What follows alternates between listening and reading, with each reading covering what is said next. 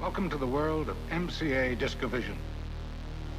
To begin playback of a disc, turn the player power on, place the disc on the spindle. Use the play button to start.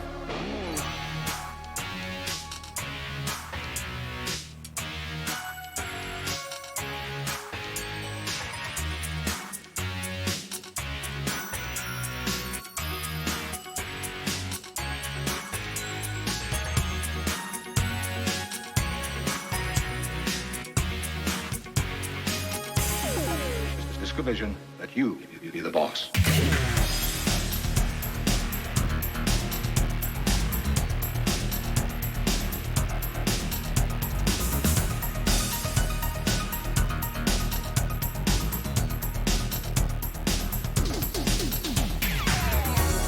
Now I'd like to show you some of the valuable things your MCA Discovision system lets you do. Most persons find it more convenient. Gently pull up as you press down on the center shaft with your thumb. You'll hear a click.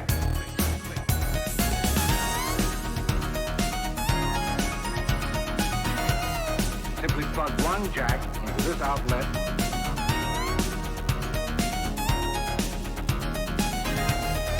How about that? Pretty easy, isn't it?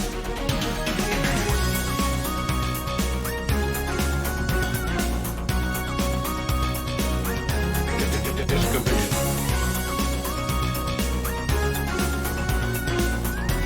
This red light comes on. Simply press stop.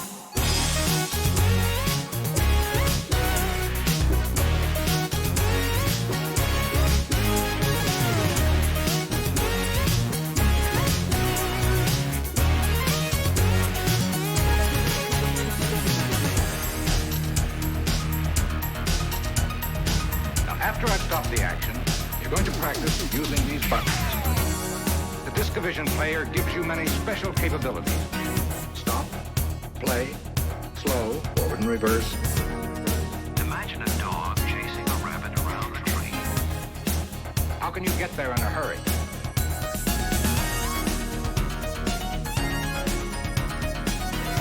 Now you enter the number just like dialing a push-button telephone. 2, 6, 3, 2, 4, search.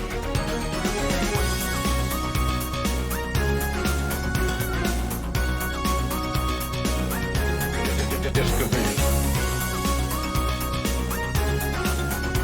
By the way, notice that the sound cuts off when you're running at anything other than normal speed.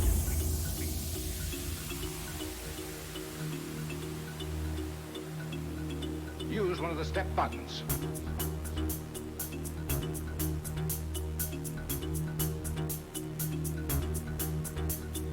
One single frame of picture is now held on the screen for as long as you want.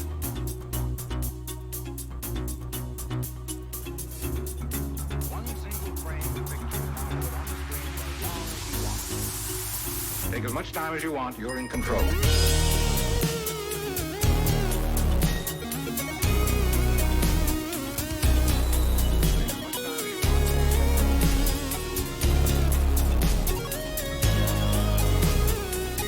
Here's step forward.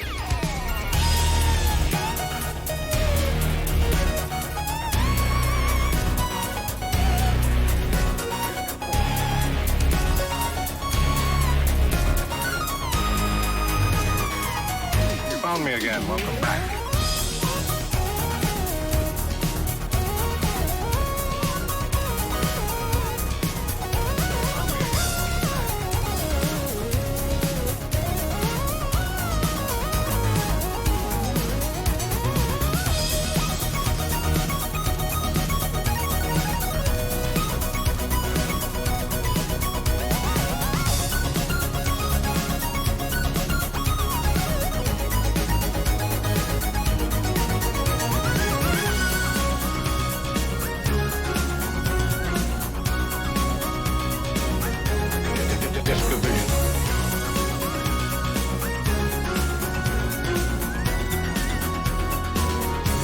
Simply press stop.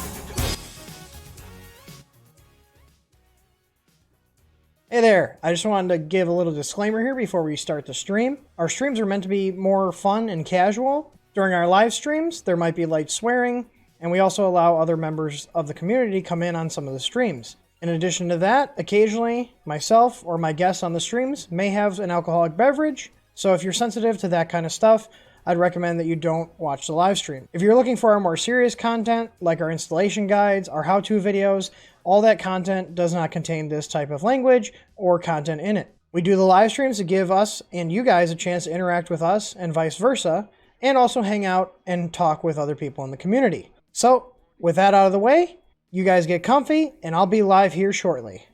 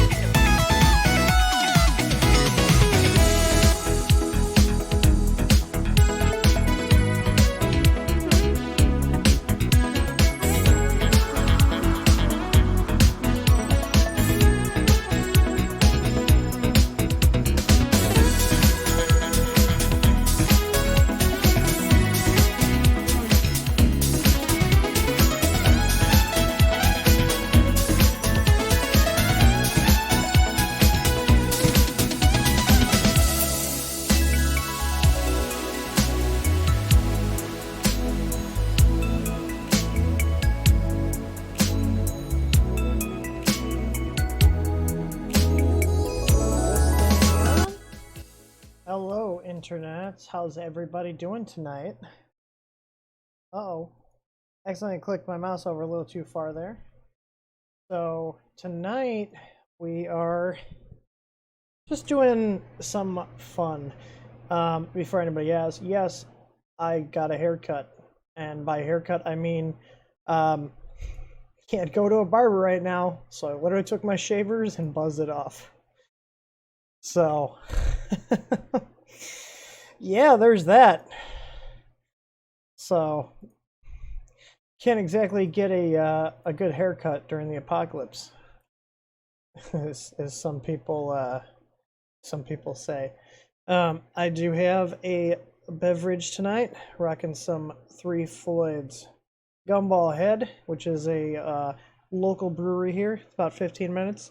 So, I've got a well-stocked fridge of beer, which that's just how it worked out. Didn't intentionally stock up, but screw it. Tim is going bald. Yeah, I blame my my father for that one. I asked the wife if she thought if I should just shave it, because you know it might grow back. But yeah, I got toilet paper. I don't know why everybody's freaking out. If you're a cheap ass like me, or as some people like to say, frugal, you buy in bulk anyways because you get the cost per roll down. So we're pretty good right now. So should I give a roll away? Should I give away a roll of toilet paper on the stream? You guys can wipe your poop chutes. Yeah, seriously. I mean, we're in a house now. We actually got some space. So I've been buying bulk toilet paper for over a year now. So I'm gonna try to not mention that specific word, as Gamers Nexus refers to it as human malware going around. Because apparently they demonetize you if you talk about the human malware situation going on. So let's not do that. So I've been avoiding people, which is just what I'm naturally good at doing. So I went out today. It was the first time in a week and a half, but that's just how it is for me normally. Yeah, it's been a while. It's about over 2 weeks since we did something. But I'm not going full on prepper with this whole situation. I've got you know, some important things here in case shit really goes south. I'm laughing at all the people buying out all the gun stores. We're good on that right now. Aaron's got me beat though. He's he's stocked.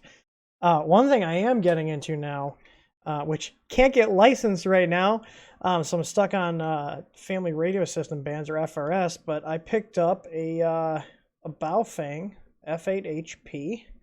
This is a portable ham radio, and got it all programmed in and everything. I got different channels and whatnot. If I can get my finger on here. So, got all the different bands. So, legally, you can use FRS bands. It's like what the shitty, cheap, like, if I show you here, hang on, let me go back to my, apparently there's like nothing on any of these channels. Stop the scan. So, if I put this on, FRS 1 here, and I change this to channel 1. Hopefully. Yeah, this is my crappy Cobra radio talking to my Baofeng. Woohoo! And if I transmit on here, it should. Hang on. Check. Hello. So I can use these together. So it's pretty cool.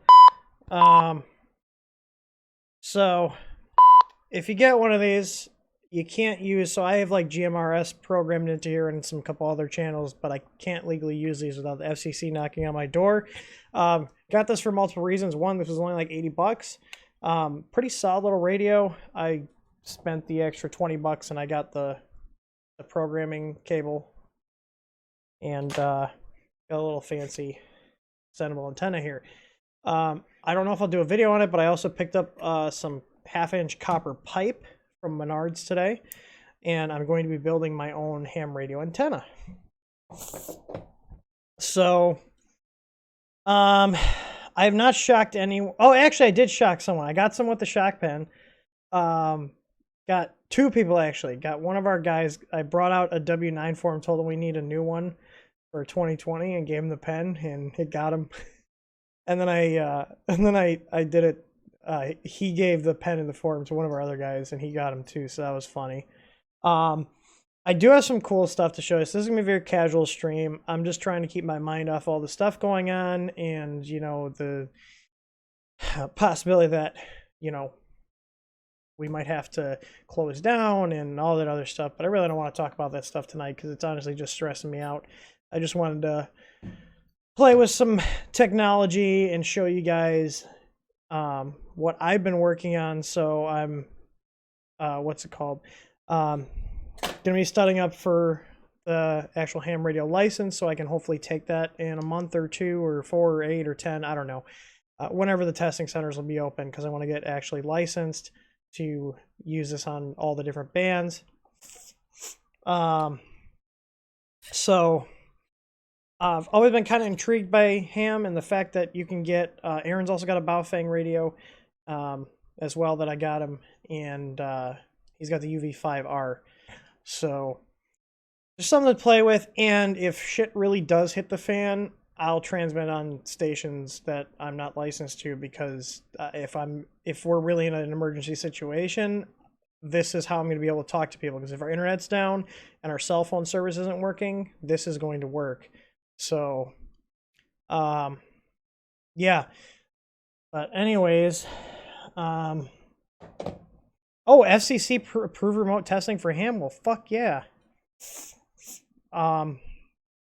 Yeah, that's good. So Andrew S. Sent me a spark gap generator. Also, I got, if you guys see now, we're carrying this stuff, which, like, personally, I use this stuff in our print farm, and I'm glad that we carry it because now I'm paying less per bottle because we use it in our farm. But if you guys are looking to play with something, we got the little small bottles. These are $5, and then we've also got the full size ones, which come like this. I have these on my desk because I was taking photos of it, but I also have bottles of it laying around my office. So that's a new thing. We got flex plates in. I don't know if you guys saw that. That was like a Christmas miracle. FedEx tracking wasn't updating on those, which is why we're telling you all that we literally have no idea when they're coming in, and then they just showed up. So you know, and all these issues with inventory and shipping logistics and all this stuff is literally affecting every business across the country and the world right now. So it's more of when we get something, we get something. Like, that's it. You know, we'll stock it. So I think I have all the final inventory counts in our system here, so I'll be stocking those tomorrow morning when I get up. Yeah, we got 400 by 400s in too. So it looks like we got all the sizes. So what I did was I told our supplier, because we put a big order in, a really big order, I told them to send us half by air to get them quicker and half by sea freight. So we got the air shipment in, and hopefully in a couple of weeks, knock on wood, like I said, it's all up in the air. Hopefully we'll get the other shipment that's coming via sea, because sea shipping, especially heavy items like these plates and magnets, is very cost prohibitive. But let me show you guys some stuff. I got some cool little things. So, Andrew, I'm glad you're in the chat because I'm going to show off some stuff. So, Andrew sent me a shock pin, which I got some of the guys in the shop with. But he also sent me another fun little gadget. Let me... Oh, no. Why are you going up? Go down. Stay down, damn it. There we go. Question is, where did I put it?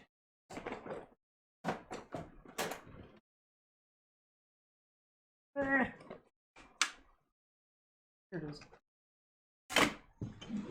So let me hook this up real quick.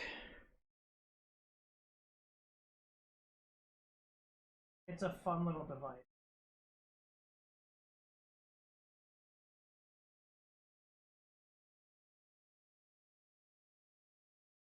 Wires. Teeth, nature's wire strippers. Go ahead and turn my bench supply on.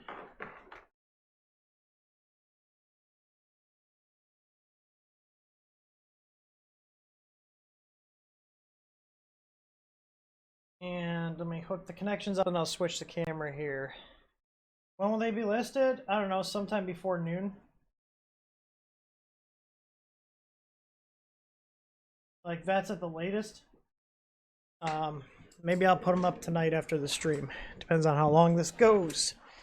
Any ideas when we'll get the tough metal hot ends? I got confirmation that they shipped. And they're coming DHL, so hopefully a week or less.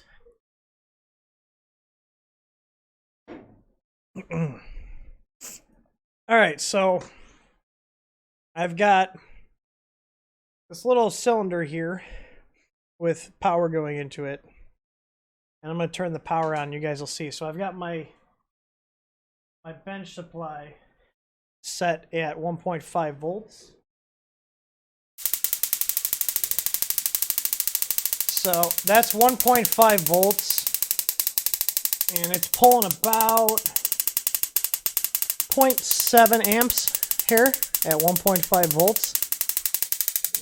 And I'm going to actually push the voltage up a little bit.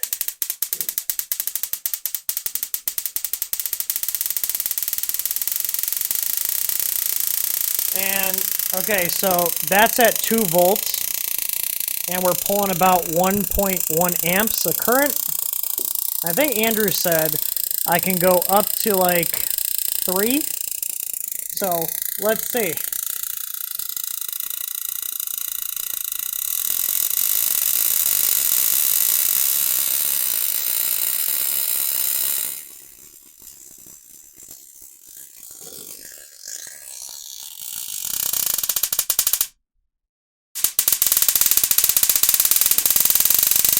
Oh, 3.5? Okay.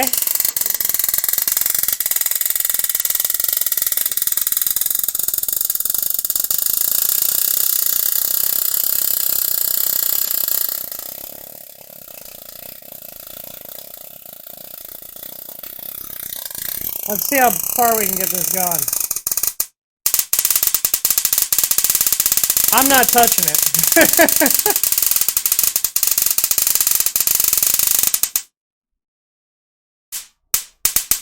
So that's 3.5 volts. Let me see if I can get this down here. I can see the plasma between these.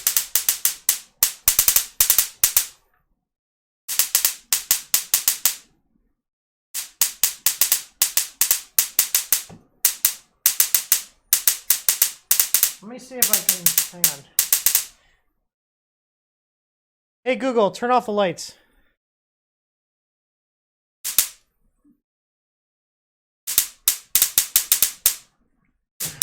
Let me see if I can adjust the focus here. The dog is losing her shit.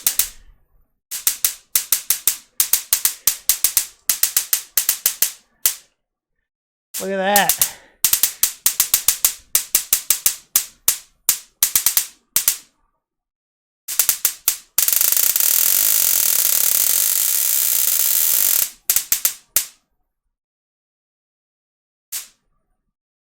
That is so cool.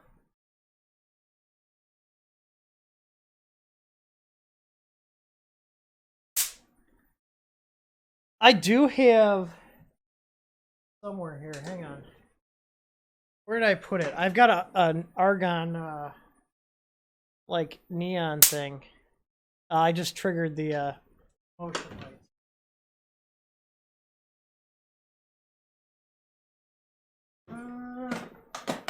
I had a little neon tube or little neon indicator floating around here. How would I put it?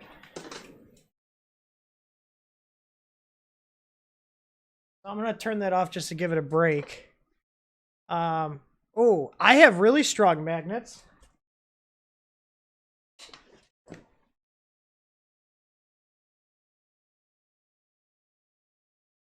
Hey Google, turn off the lights.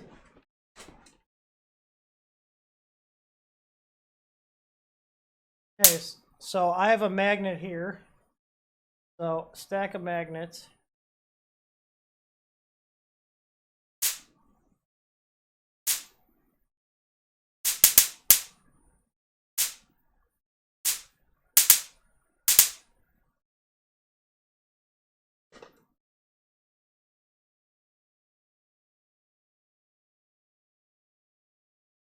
I kind of see it bend in the field a little bit.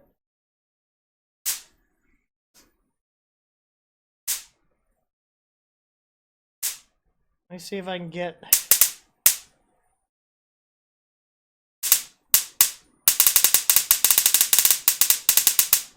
Oh yeah, you can see it.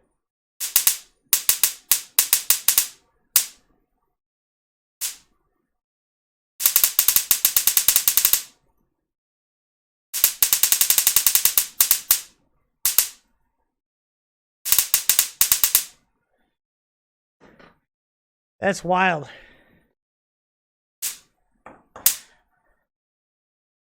So that's a fun thing. If you move them closer,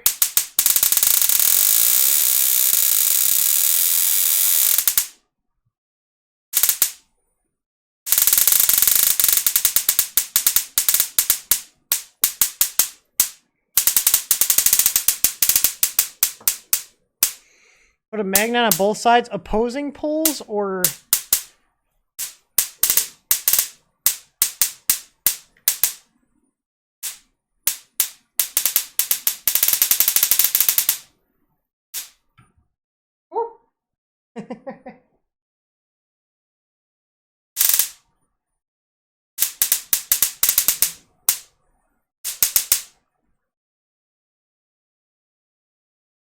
it's very staticky over here now.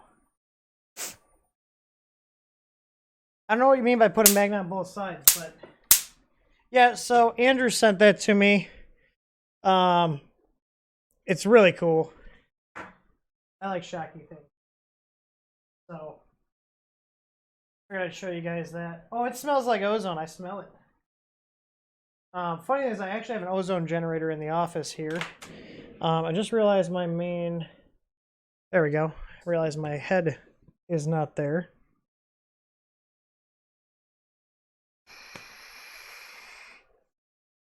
Now, another thing that Andrew sent me was this little guy here. So check this out.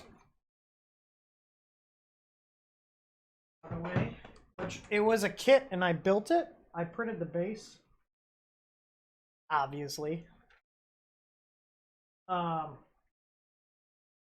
So this is something that Andrew sent me as well to play with. And it's actually a musical Tesla coil. So let me grab my crappy phone here. So if I plug this in, let me turn the lights off again.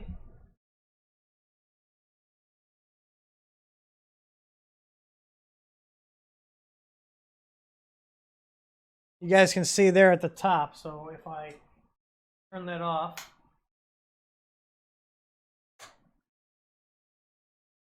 let's see here. Thought I told this phone to turn on.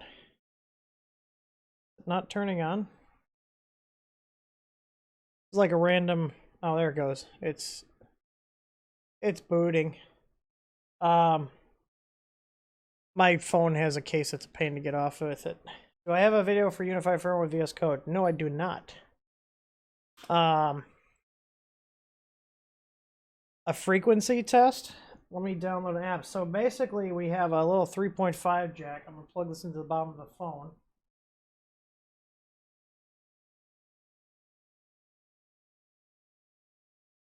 Now let's see here.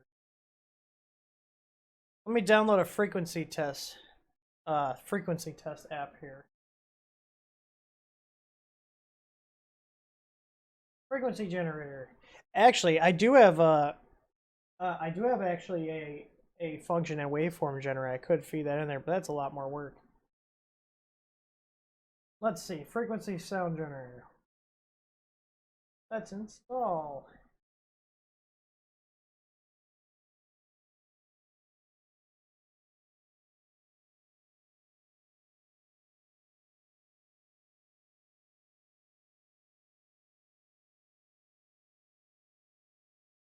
So what's everybody doing to keep busy? When I went to Menards today, I picked up some copper pipe, a gallon of milk, some cheese curds, and copper pipe to build a ham antenna.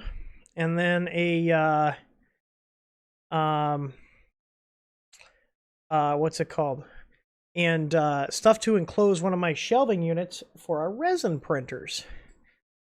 Let's see here. So I do want to let everybody know Aaron is out of the office, not because he was sick, because he had a scare with COVID. I guess his nephew, he thought his nephew had COVID. Apparently, he just had a cold. Aaron and his nephew tested negative for COVID, but for some godforsaken reason, Aaron decided to go.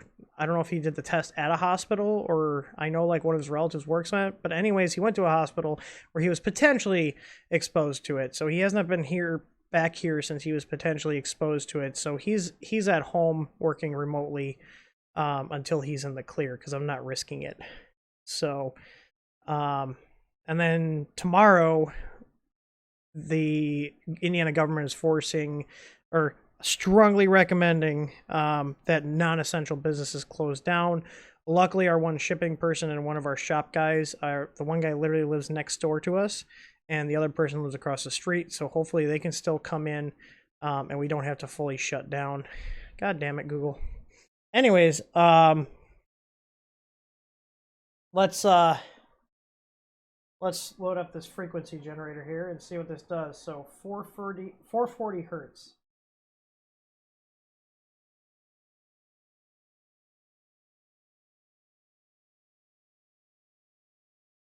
Not seeing any difference on there. Oh. Ooh. Can you guys hear that?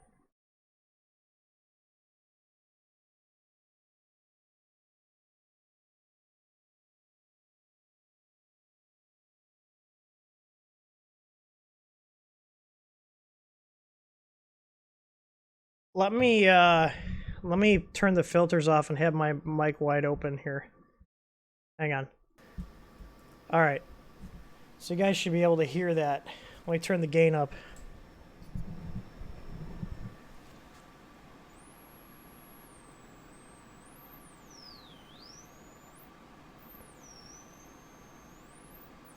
Can you guys hear that?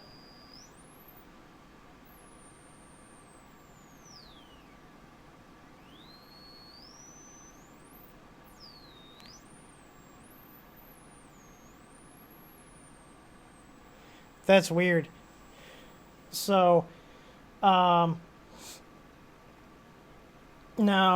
I'm just going to open up YouTube and play just one of their copyright-free YouTube music library. Let's see here.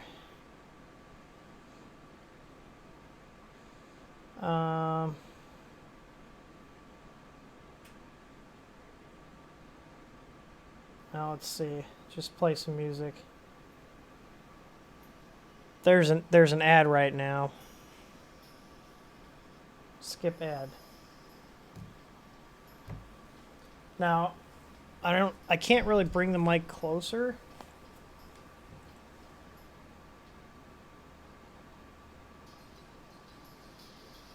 I can bring the coil closer though.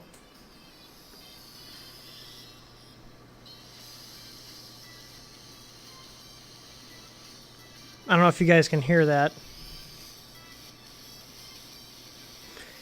But it's really quiet. But it's actually, the coil itself is making noise. That's what's actually generating the noise right now, is the coil itself, which is pretty cool. Let me turn my filters back on here.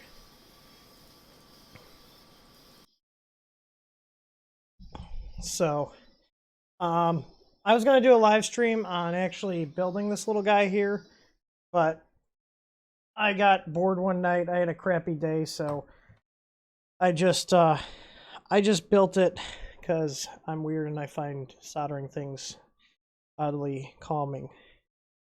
So, yeah, in terms of fun new gadgets, this all showed up before the human malware situation happened. Are people in Dude Cord? I totally forgot about Dude Cord. I'm sorry, guys. Oh, no one's in Discord. Okay, so I actually have the Discord linked up to here. So if you guys join our Discord, you can actually get in on the action here, and I will hear you in my headset, and people on the stream will hear anything you say, so keep that in mind. The only thing you are not allowed to say, and I'm dead serious about this, is do not say the actual word of the human malware and what it causes going around, because YouTube will demonetize us. So, and what I'm not worried about losing ad revenue. What I am worried about is videos getting suppressed, because when YouTube demonetizes a video, it gets suppressed in the search results and recommendations. So that's bad. It's bad for the channel. So let me go through chat here. Redline, Menards is Home Depot on steroids. Yes, it is. I love Menards. R. Heller, you won't say why you're sick. How is it? You don't have to say. We all know. We all know what you're sick with. Assuming you're getting the context here. I'm convinced that, I don't know if you guys remember, it was right, actually, someone asked about my chair. Right before I got this, going into Black Friday, I was very sick for like 9 days. I was in bed, couldn't do anything, and had a lot of the same symptoms, if not all of them, aside from the chest stuff. Luckily, I mean, I had issues with my chest, but not to the point where I couldn't breathe. But I'm convinced that I probably had it. There's really no way to tell. I guess we'll find out if I catch it again or not. You know, or if I do get it, then obviously I didn't have it, because I would have immunities then. So, hopefully. That's usually how this stuff works. Once you catch malware and your body gets rid of the malware, you usually have some sort of antibodies or whatever the term is, because it's ready to go. So we'll see if that's the case with this thing, but I have no idea. Yeah. So either way, it was literally the sickest I'd ever been. I don't want to go through that again. So, yeah, let me see here. Christopher Colquhoun, yeah, he said FCC approved remote testing for ham. If you have any information about that, post it in the chat. Kyle Fegley, looking good. Stop kissing my ass. You don't need a brown nose here. Oh, we already went through here. I bet said he's going nuts thinking it the discovery of ET. Yeah, okay, this is a spark gap generator. One Raz, what are your plans for this? I have no idea. Andrew said he's going to send me a bunch of things that can shock you. And yeah. Yeah. I'm fine with that. Let's see.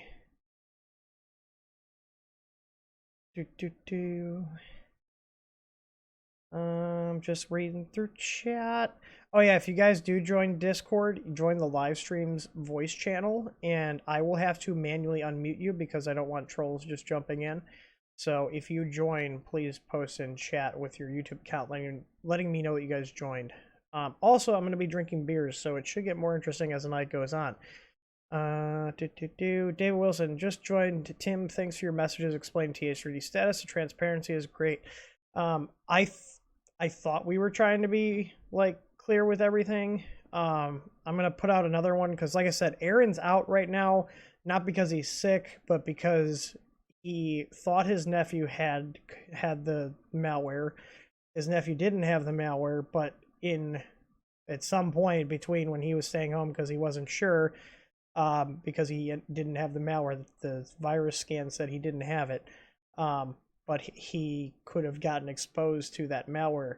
So I'm not taking any chances, and he's working from home.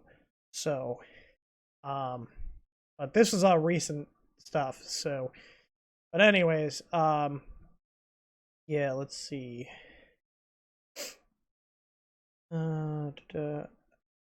Italian bakery run and put together a longer LK4 Pro. I'm not sure what you mean.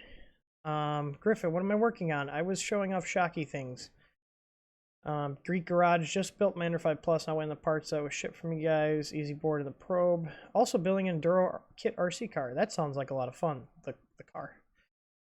I used to have RC cars. What's his? Let's see. Andres. Jerry says Nevada shut down. Find or lose license if open. You shouldn't have a problem. Home base. Yeah. I am trying to go through chat here. Reasonable being rebuilding and repairing busted lithium ion packs from my tools and converting some NiCad tools to lithium ion. Nice. I'm pretty sure I know who you are because the business card from that person has the same avatar on it. And if that's the case, I still have your Chiron here. And I think that's something I'm going to be working on in terms of doing software updates, because I also have a Chiron sitting in that box right there that my finger is pointing at. It's been crazy here, guys. Satermine, what chair am I using? The Aeron. And I have a second one here that I picked up for $125 used. It's like 14 years old, but it's good for an extra chair from my office. I actually picked up 3 of them about 2 months ago for $125 a piece. Some lady was just dumping them. So there's 2 in the shop, and I got 1 here for when I have a guest. Wonder if there's a blood alcohol level that when reached, it's deadly to human malware. I mean, I'm just saying, like, alcohol kills malware. If you just stay drunk the entire time, do you not get sick? One hell of a cumulative hangover, though. Let's see here. Yeah, okay. That's what I thought. And I apologize. That thing got moved around. It's still all in the bags. Like, I still have the bag of stuff you gave me. And I'm honestly trying to make myself a to-do list right now to figure out what I actually want to get done. So, I think this is a good time to basically sit down and work on it. I'll do a stream. I'll do a stream on unboxing ours. And, yeah. Then I'll plug away at it. Aaron bought this Chiron for like $250. That's why I have one. It was before you brought yours over. And when you brought yours over, we had time to do that, but then we had issues with all the alphas and all that other stuff that fell through, and it's been a pain. So 60%, you beat deadline before. Amateurs. I don't drink regularly, but I like beer, so whatever. So, one of the other tools I got that I thought you guys might like, and I have not used it for doing larger stuff, but we're going to play with this right now, because as you guys all know, we do board repairs. And what better way? T-minus 2 days for what?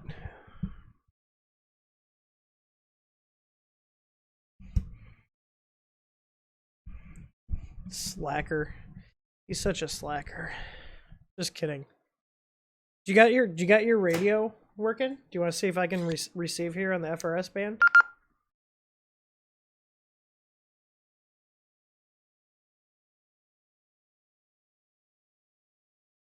Hola, ¿cómo estás? Oh wait, that was channel 1. I got 18. Hola, ¿cómo estás? I have no idea what I'm saying other than hi, something.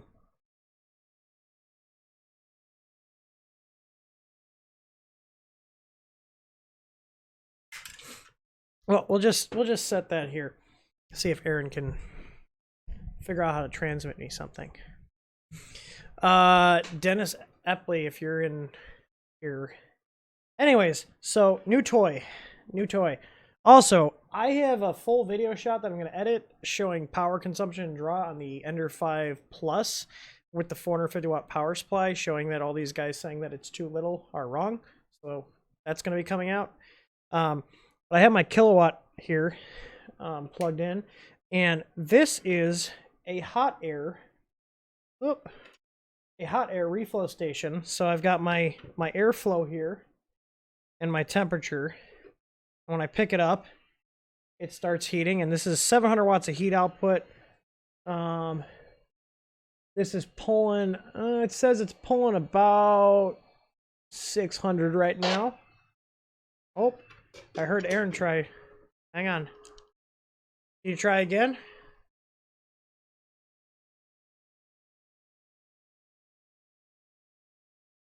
Let's see. If I put it by here, will I get better? So this is why I'm putting up an antenna here. Because I'm pretty sure Aaron can hear me right now, but I can't hear him.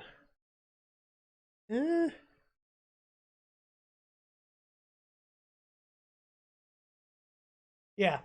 So, I'm going to put an antenna on the roof and tie it into that. So anyways, so this is a hot air reflow station. So this little doohickey here, it's very hot. This goes up to 500 degrees Celsius. And what this allows me to do is to heat up boards here and take parts on or solder them on with hot air.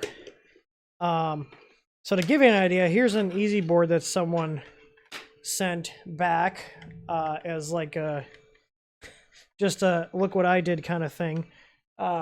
They cooked the thermistor input by sending 24 volts in it, hence the hole in the chip. Let me pull up my camera controller here. Logitech Brio, let me lock the focus in.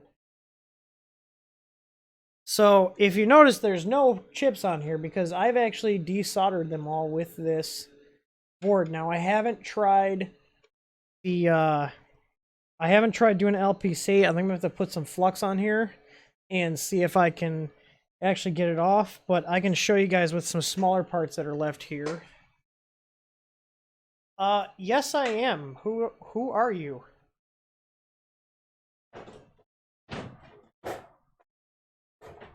That's a place I haven't heard from in a while.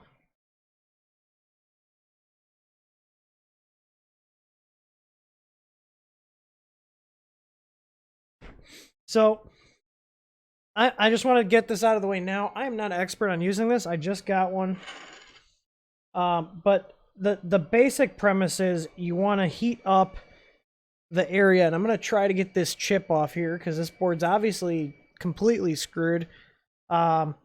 But just to show you guys, so one thing you want to do if you are actually working on a board you're going to fix, you can remove like all the plastic headers so you don't melt them. As you can see, I've melted these. But so I'm just going to put this heat over here. I got this set pretty high because I really don't care about this board. By high, I mean about 400. And let's see if I can get... These are going to come off here if I need a little more heat. No, I'm going to let it heat up a little bit. Now, the thing is, these boards are 2-ounce copper and 4 layers. So the board itself has to heat up a bit because it's just sinking all the heat away. No, we're going to let it heat up a little more. Well, that burnt chip smells fantastic. There we go. Let's see here. It's hot enough. Take the little parts right off. There we go. See, can we get this little... There we go. There's a little oscillator. Or crystal, I should say. This one good? There we go. So, my question is, am I going to be able to take a big chip off like this with this heat gun? So, I'm going to let this just heat up. I'm going to throw some flux on here, though, because that should help. And I'm going to see if I can get this chip off, because if I can get these off with this is going to make my job of repairing boards much easier. So, and with something like this, I think this is the biggest tip I have. Let me see. I have a couple that came with it. I know, I said to pull all the plastic connectors, but this board is shot, so I'm not, I don't care.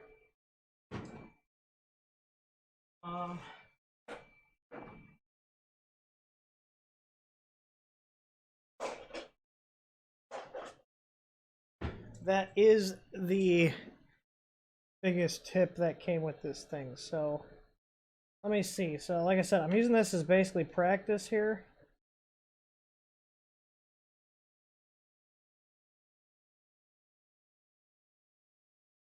I need to order flux. Probably do that. Actually, I'm going to do that right now before I forget. Yeah, if you guys send us a board that I'm actually repairing because it's repairable, I will pull the plastic connectors off. I'm not going to send you back a thing that's got like half the shit melted on it. MG Chemicals Flux, no clean. Let's see. Do they have it in stock? They do.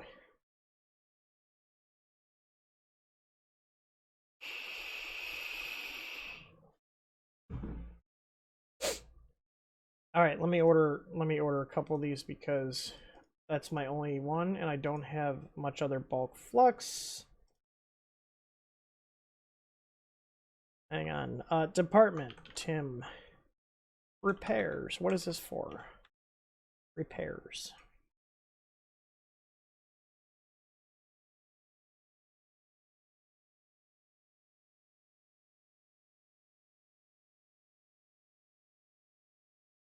All right. I just ordered more flux. All right, let's see if we can get this up. Do you guys think this so to give you an idea, this hot air station was only 48 bucks. Now, for all the little stuff, like this took the TMC drivers off here with no issue. So, let's see if we can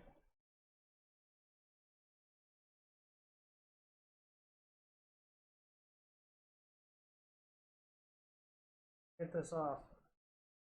That's smoky. I should be doing this on the other side where I have my hot air station or my extractor set up.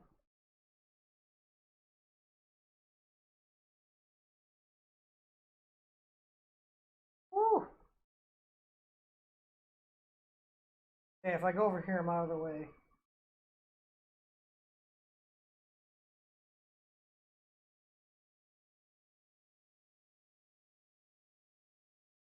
I have to pull the camera up.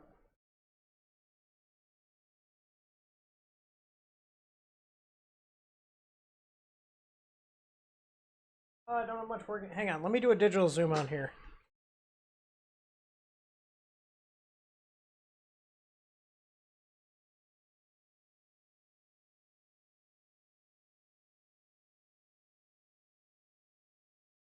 Mic needs to be set to. Oh, hang on. Is this better? Can you guys hear me better now? All right.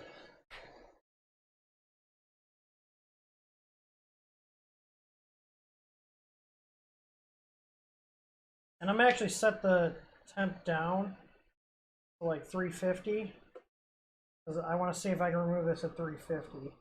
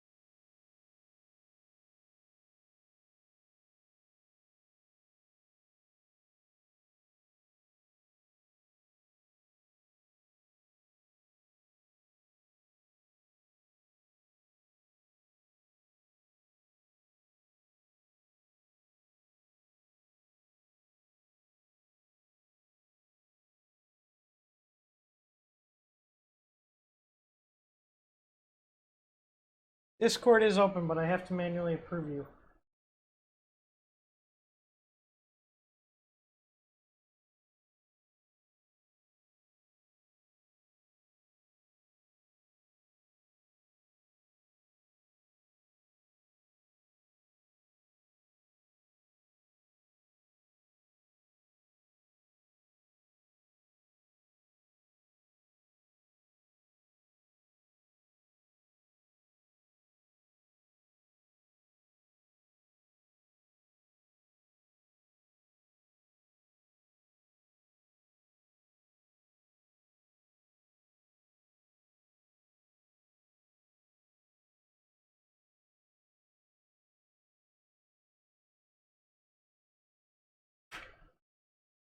All right, let's see. Let's get a little more heat.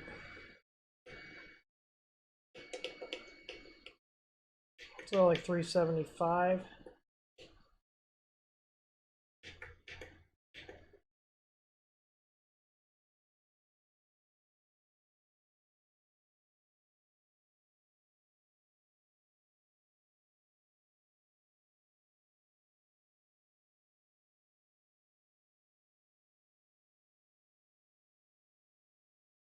Those aren't even coming up yet.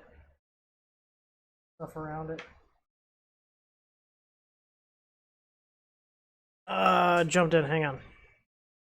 Let me just put that over that one. All right, I unmuted you.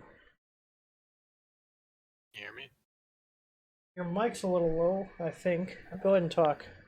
Any better now? Let me see what I can do. So what temp should I have this at? Sorry, 1 second. I definitely still see flux on this chip here. What are you at right now? 375. Oh yeah, that should do it. It's gonna take a minute to heat up. That's what I figured. Once everything gets Yeah, saturated. it's gonna wick the heat away for probably like 30-40 seconds easily. Do you have it sitting on a mat under it? No. Okay. I don't care if this table gets discolored. Okay. Yeah, burn some of the mats before doing that. I don't know why, but I've had a tougher time getting LPCs up than drivers lately. Yeah. Usually I mean, it's the as you other can way see, around. the drivers came right off on here. Yeah. Well, I was using like oh god, it was a very expensive Weller that I was using at school, and I couldn't get one up. I sat on it for like 5 minutes. What if I just heat the center of the chip? Is that going to be... Nah, you gotta really get around the legs. That's what I figured.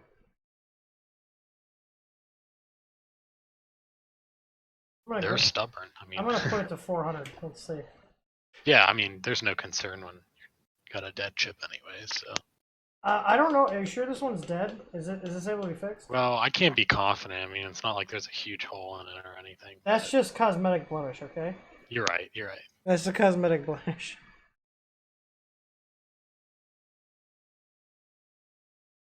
This is one of the original, like, I remember seeing photos of this one.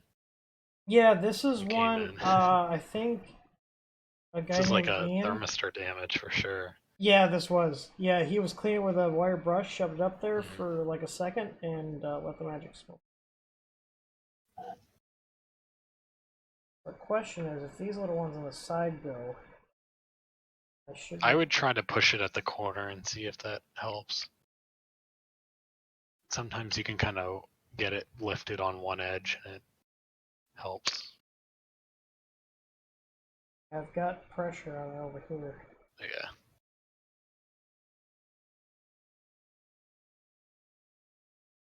Yeah, I don't want to spend $600 on the, what is it, the Quick that Rossman uses. Yeah, it's like $1,000.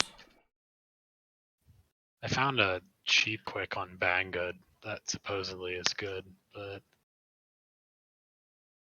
Oh, I can get we're it. good. We're good. There we go. Look at that. Okay, so There you it'll go. do it. It just takes forever. Now the question is, does this work quicker than my... man, these pins are gone. That where it fried. Yeah, they're I see like it. they're gone. That's confidently dead. So I mean, okay. So the question is this quicker than me? Now I could actually use this. Would probably be better to resolder a new one on with solder paste. This would probably be faster than me doing it by hand. I actually always do them with a pen iron when I put them back on. Yeah. I just clean up the pads and just That's what I've been doing. Is tack it cleaning in up a the pads. corner and then flux them. So You can use paste. it takes a little while. Ooh, that board is warm. Woohoo! Yeah, it's gonna hurt. You touch it, it's gonna hurt. Is it? Yeah, It's bearable. It's almost bearable on the sides here. If you grab it on the edges, you can handle it for a couple seconds. But So, but what I wanted to show is, so like here, this is a dead CR10 board. All right, there we go. Move that one over. And yeah, Yeah, 380 to 400C for desolder. That's about right.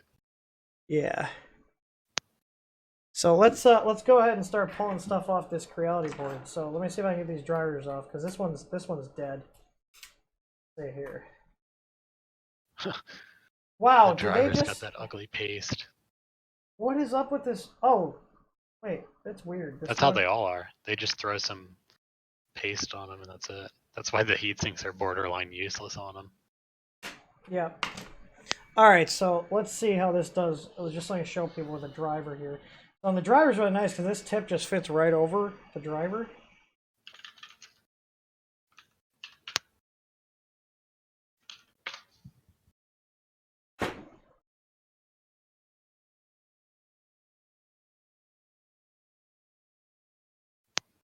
And Creality uses these lovely 2-layer 1-ounce copper boards, so in terms of heat getting wicked away.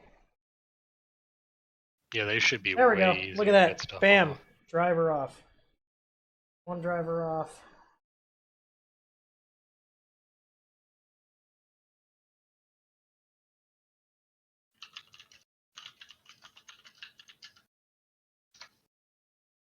So basically what I've been doing is all the boards that I know are bad, and like they're like a minuscule issue, I've actually been pulling all the SMD parts off and putting them into a bin of random parts. So I have a bunch of like resistors and stuff that, you know, in case I need parts for a random repair or something. I just started Here, ordering look reels how of... look how easy this is just taking the drivers off here. Yeah, they're coming off pretty good. Oh, that one's not ready yet. There we go. Is it the Coreese hot air station? New Ecolox, Newacalox. There's like a million different revisions and like Chinese clones of these, and this is one of the ones that have had better reviews. So I mean, like parts like this is the T150 fuse here. Bam. Take that off. Let's do a bigger chip like this. This is the voltage Get the regulator inductor here. off. Yeah, let's do That's the the true voltage. test. There we go. Look at that voltage regulator off. Inductor. All right. I'm gonna come at that like this. Yeah, you can see how easily stuff comes off when you have no thermal mass on the board. Yeah, so this, I don't know if you guys are seeing this. Do you guys see how easy parts are coming off this Creality board? Here. Inductor's almost off. Hang on. There we go. Inductor's off. Just like that. So this is what I'm talking about. This is a good test to see if they're using actually 2-ounce copper. Is see how hard it is to get parts off of it with a hot air gun. Let's see. Can I get this element 2596 off here? This is a handy little chip to have in your parts bin. So this one had the serial USB to serial chip failed on this. So everything else on this, including the 2560, are actually working parts. So I'm kind of harvesting them. Will this come off? Oh, look at that, 2596. That actually has been molten for a little bit. Let me get my little solder mat here, just so I can put the parts on there.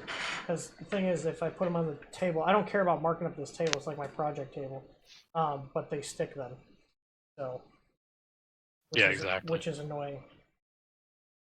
So, but like all these little parts, I'm harvesting them for repairs or projects or whatever. But you guys can see, like, look how easy these parts come off these cheap boards here. So you can see here, I had originally tried swapping the chip, and it didn't work. All right, let's take some caps off here. They're the filter caps for the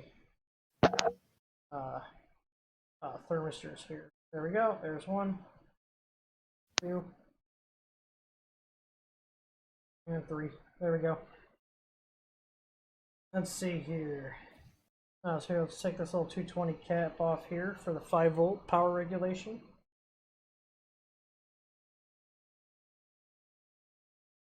They changed those pink caps. It looks better than the trashy RVTs. Yeah, it is. That's the one I recommended to them. But there are some RVTs. Let's grab them. One day I'll actually put the RVTs versus a Panasonic on a scope and actually show it they're different. You Or how want, they're different, rather. you want some? I'm about to take one off. Oh, I have a million of them. I have reels of them. There we go. There's one. Yeah, the caps on our board were a pain in the ass to get off with this thing. I was able to do it, but it took forever. Yeah. Yeah. But look how easy this makes short work out of these cheap boards. The only thing is you got to be careful about the plastic burning. See, you got a rubber mat. There you go. Silicone. There we go. Yeah, like I said, so like this board I'm just harvesting parts off of. So what's the green thing to do?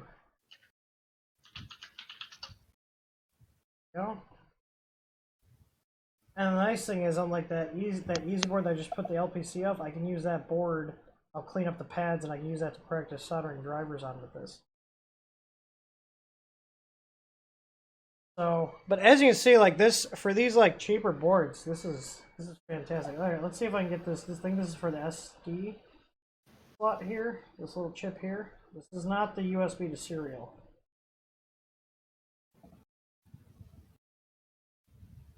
Oh, that's the There we go. Look at came right off. Oh, look, I took a potentiometer with it. that level shifts 3.3 to 5 volts. If you look on the back of 12864s, you'll actually see the same chip. Oh. Yeah, I had to design a 12864, one of the little mini ones before. Yeah. Not fun. Steal all the parts off this. Look at that. Like this like just I can just like have this over. Let's see how easy it is to get the Atmo off here, because this is actually a useful chip to have. Let's see if I even need any flux on their board.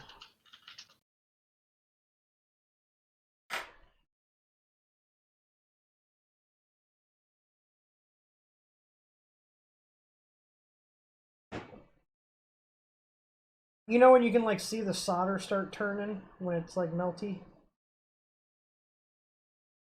You know what I'm talking about, Griffin? Oh yeah. There we go. There's the 18 mega. Oh. Wait, 861D, 1000 watts for 135 bucks.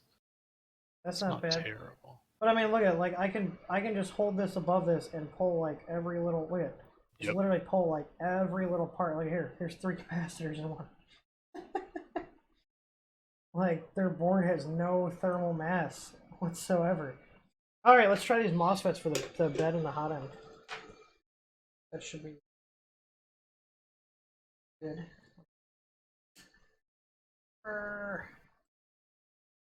Sorry, heatsink. There we go. All right, I got 4 MOSFETs. You think this is going to be able to take them pretty easily?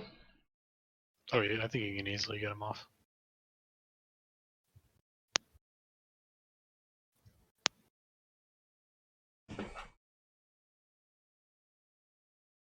Yeah, they're not coming yet. Oh, there's one.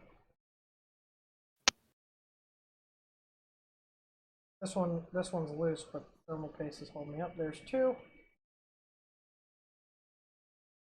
Yeah, it took a while to get the ones off our board. The one that was cooked. I've never had to desolder any of the MOSFETs. It took like close to 45 seconds. Yeah, that's the one downside to a lot of copper is, man, it is a pain in the ass. Yeah, if you gotta do any repair. Yeah.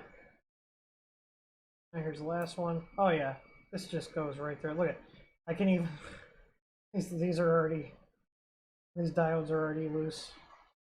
There's another RVT cap.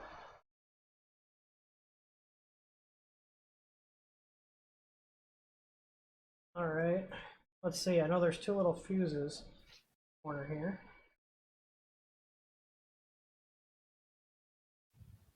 One. There's 2. Like, look at that. We've like stripped this board already. Oh, here's a 050 fuse. That's useful to have. Hey. Just had to RMA my BTT E3 Mini. It was surprisingly easy. Bad X driver. Yeah, they still haven't figured those out. Let's see. But You think it's gonna do the USB? Yep. Bam. USB SD slot. Let's see. SD slot.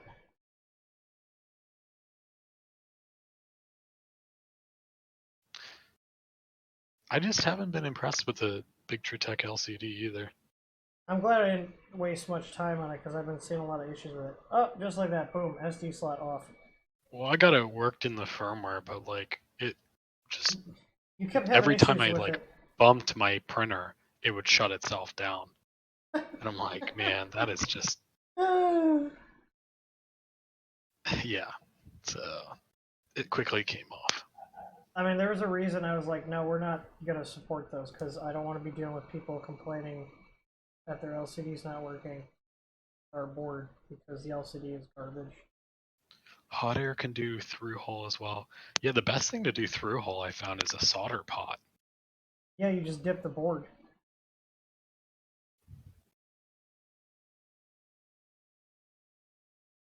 Why do people hate graphical LCDs? Is it just the touchscreen ones that are no good? I don't like touchscreens. Tim doesn't like them, yeah. I They don't look dislike pretty. them, They but they're look not. pretty. Yeah. There's more potential for them to go wrong too, and they usually have restricted feature sets compared to 128. The Big True Tech one could be good. But there's obviously It just hardware isn't issues with it. reliable. That's the thing. Even the cheap 128/64s are reliable. Yeah, you're never gonna go wrong with one of them. That's why they're so used. Yeah, here, look at I mean, look at all these little. Like, I'm just kind of holding this a little bit away from the board. I'm about 2 inches from the board here, and I'm still able to get parts off this thing.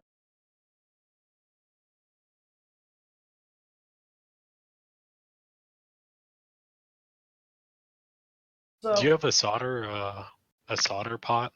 You ever used one of those? I do not have one.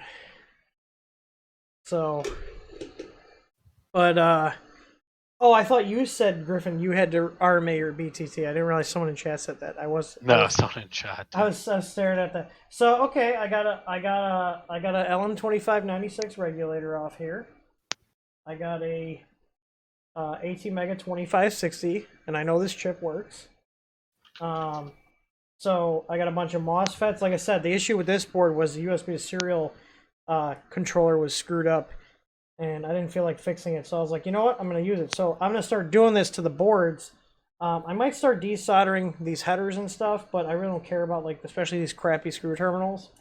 But all these little individual parts are nice to have on hand for doing repairs, or even just, projects. So, but yeah, you can see how quickly that just tore through this board in terms of being able to desolder stuff. That Atmel came off like nothing.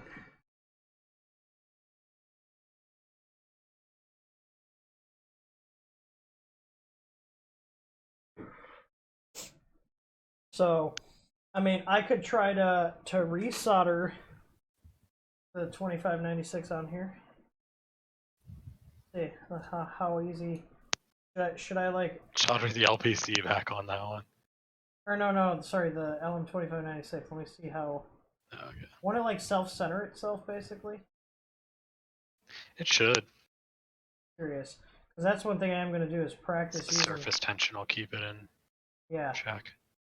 Should I flux it or no? Yes. Yeah, shove some flux on the pad for sure.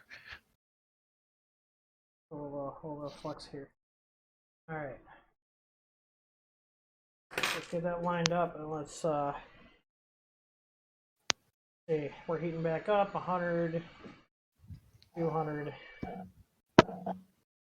300, and close to 4. All right, let's see. How long is it? Let's see if this will solder this back up here. Let me put the zoom on so you guys can watch it float back into position, hopefully.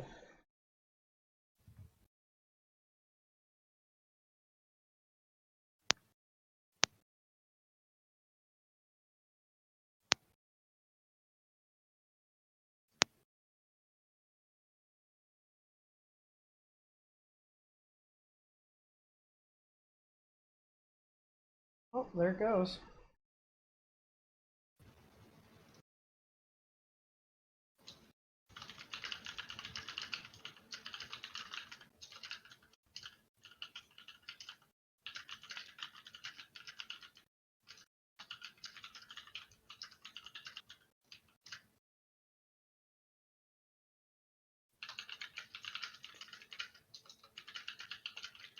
Oh, let's let that cool.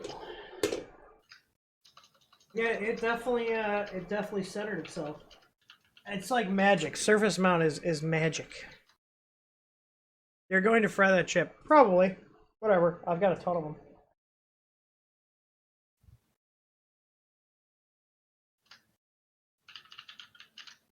Yeah, it's soldered back up. All the legs went back. Look at that. That's nifty. Yep. That's on there solid too.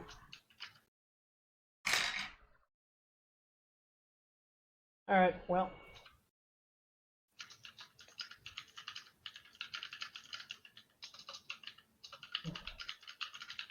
These kind of, like, these chips like this, these I'll use for, like, electronics projects. I don't really do any repairs on these kind of boards. So.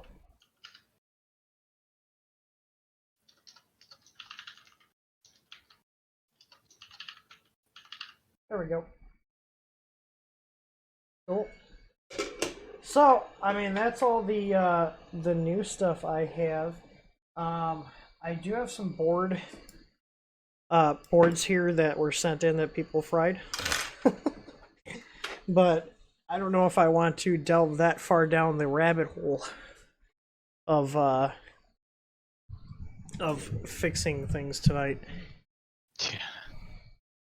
I was like kind of thinking about it, but now I'm like, I don't know. I don't know. Yeah, but I mean, I'll tell you this right now, even if I can't do the LPCs with it, this is very efficient for stripping boards, and I mean, I can even do repair of other boards on this too that are of inferior copper quality. I mean, I do have a Big Tree Tech E3 Mini. Do we want to see how hard it is to get parts off that? My money's on that's closer to the what's it called? CR10 board. I mean, that'll be a good way to see. Because you guys saw how much heat it took to get the fucking chip off ours. Let's be honest, I'm not going to use it for anything. Like, alright, let's take some 2209s off here then. So this is a fully... I use the word working loosely. It says working as a E3 can be. Do I have a print that needs milk? Oh yeah, hot air. Yeah, I use the hot air station already on prints. It works fantastic.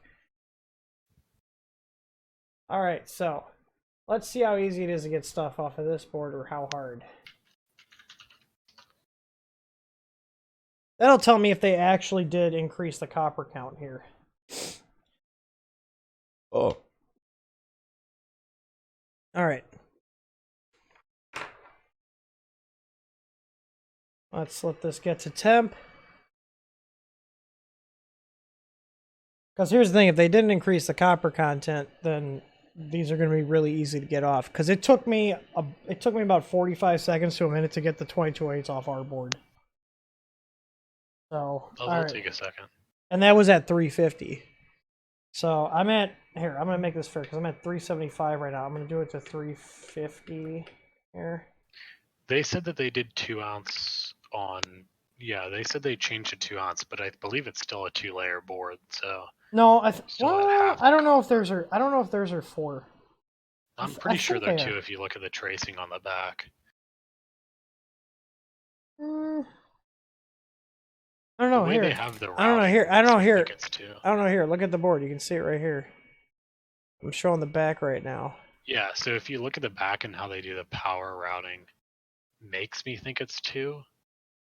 But the question is, it looks like the copper for the MOSFETs are isolated from the rest of the ground plane.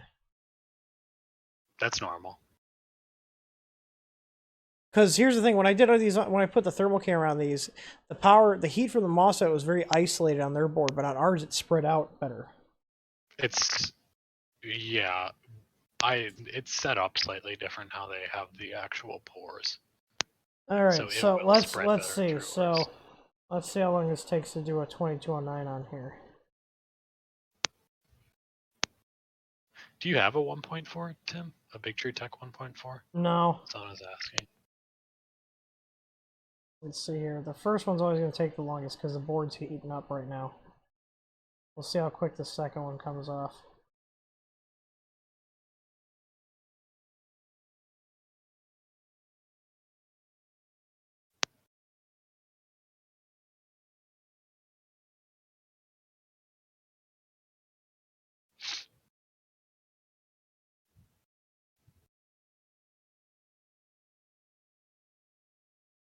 Ooh.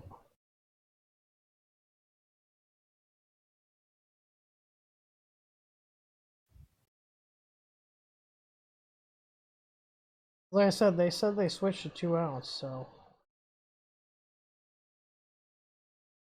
it is taking a while. Also, I guess it depends on what temp solder they use too. It's true. There we go. There's one off. Let's see how quick the second one comes off.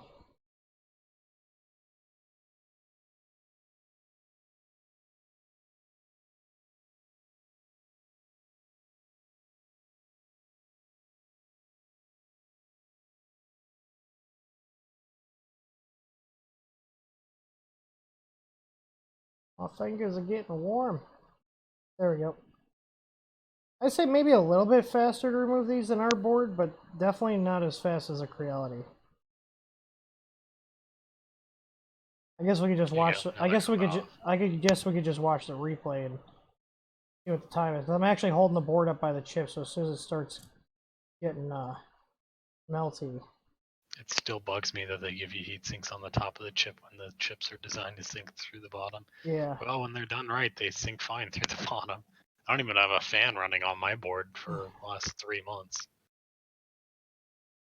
Not a single issue. They must be using a different type of solder too, because this is taking. There we go. I got some 2209s. There you go. Some 2209s. I have 50, 60 of them at the moment. I mean, the drivers have that big contact. A good test or a better test to see the copper too would be to see how easy that STM comes off. You know what I'm those STMs can be kind of tough. Yeah, did Well, you see that post by Prusa saying they ran that when they spoke with yeah, STM hey, they Griffin. were designing their board? Hey, Griffin, what if I just put these 2209s on an easy board? Do it. Put them on. They'll work fine. Switch them out. I actually should do that. I'll switch one out tomorrow. I got one with a bad driver here. All right, let's see how easy this is really it's because the reason LPCs take forever to get off is because there's all that ground plane underneath it on ours. So let's see how long this takes to get the STM off theirs.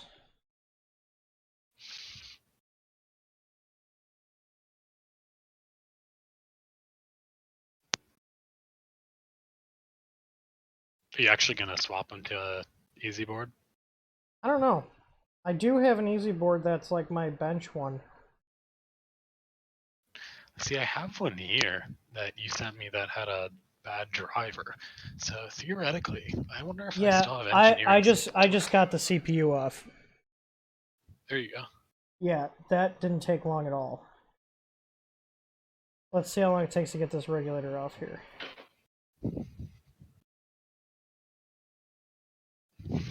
But yeah, Prusa was saying that STM knows that there's a bunch of clones of their chips out there. Oh yeah, I saw that. So I'm guessing based on the like removal time, I'm more inclined to say that this might be 2 ounce, but only on the outers, not on the inners. Let's see how easy these MOSFETs come. Oh, I can look up if this is a 2-layer board.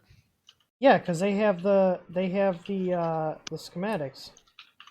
I thought. I'm almost certain it is, but let's see. SKR Mini E3 hardware. Yeah, it's only 2 layers. Oh. Well, there you go. Well, that's why. Okay, so that makes sense why the removal time is in between ours and the CR10, because if it's 2 layers with 2 ounce copper, then that's going to be in between ours. Exactly. Yeah. Oh, that came off easy. Let's see.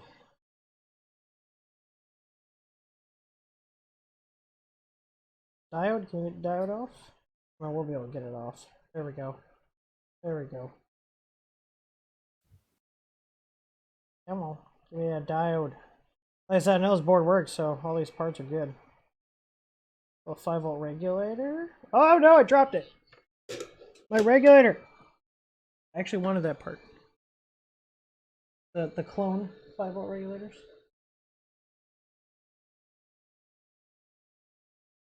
Bam. Alright, well. A little fuse and a coil. See how quick this fuse comes off.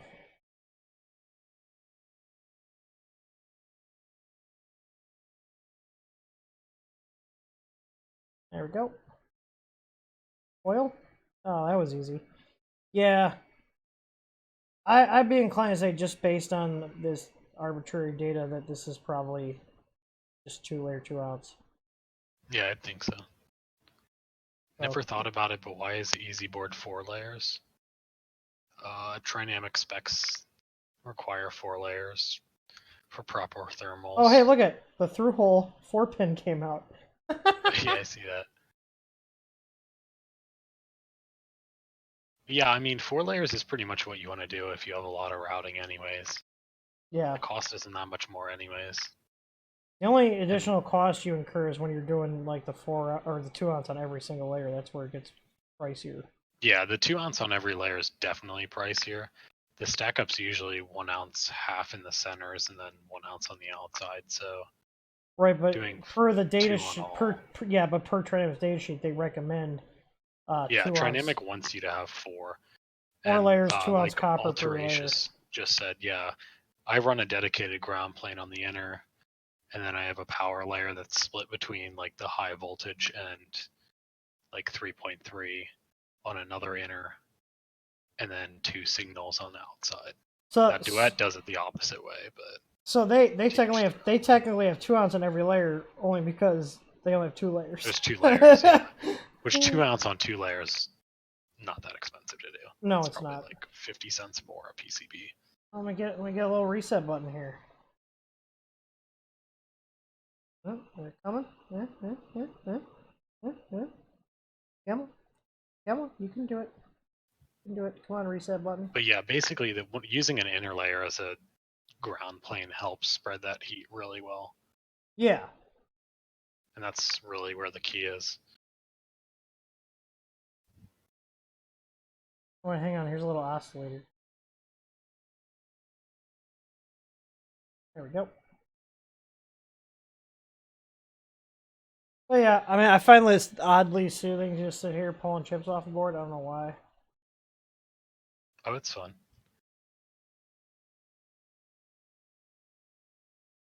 I mean, because the reality is, I'm never going to do firmware work on this, and I'm never going to put in a printer, so might as well free up the space in my drawer.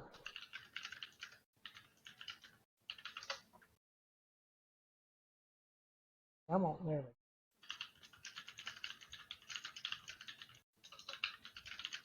Let's see. Let's get these VT caps off here.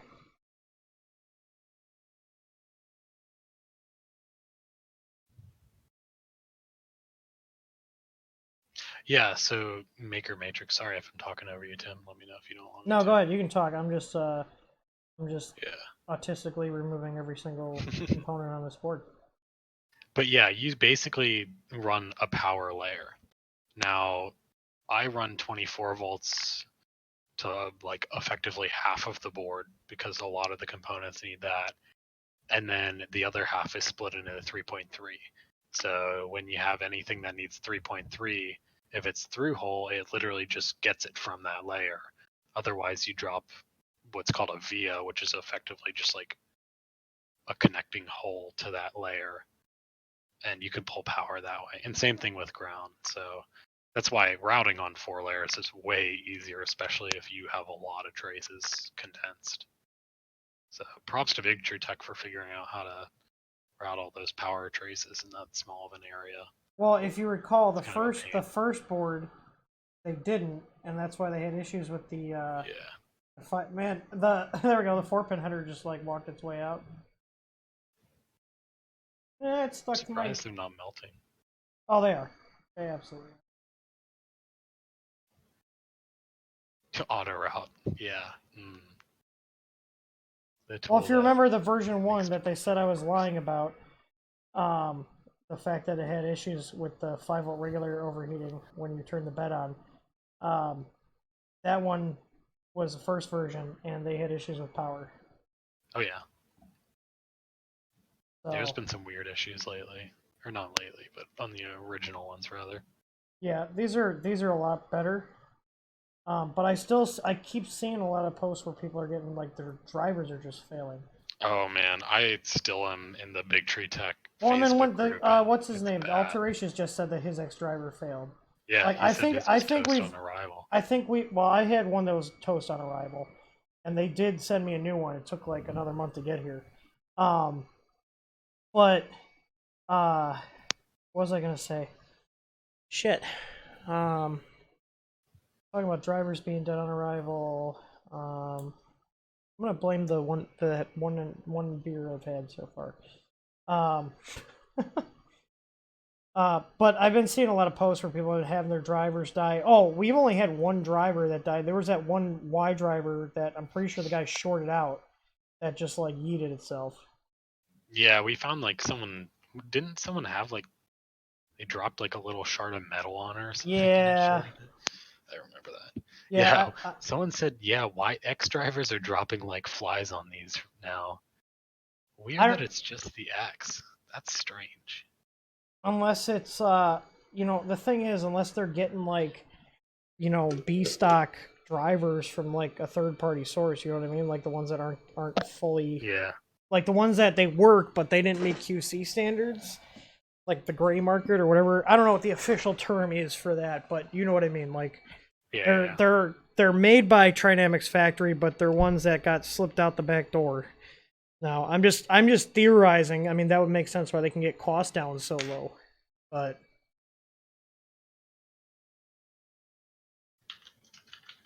yeah, I mean, the guys that I've spoken to at Trinamic, they seem like they've got it on lock pretty good.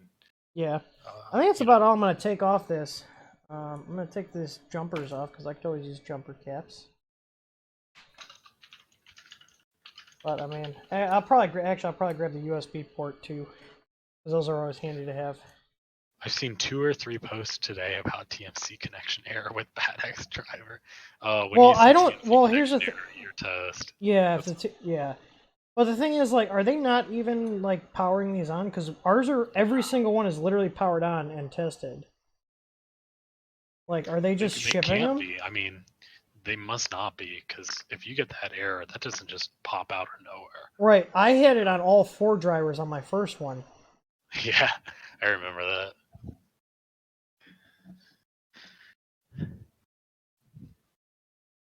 Yeah, sometimes it's just a bad solder joint. If you're brave enough to go mess with the QFNs, you can try to touch it up, but... Or just hit it with a heat gun and some flux.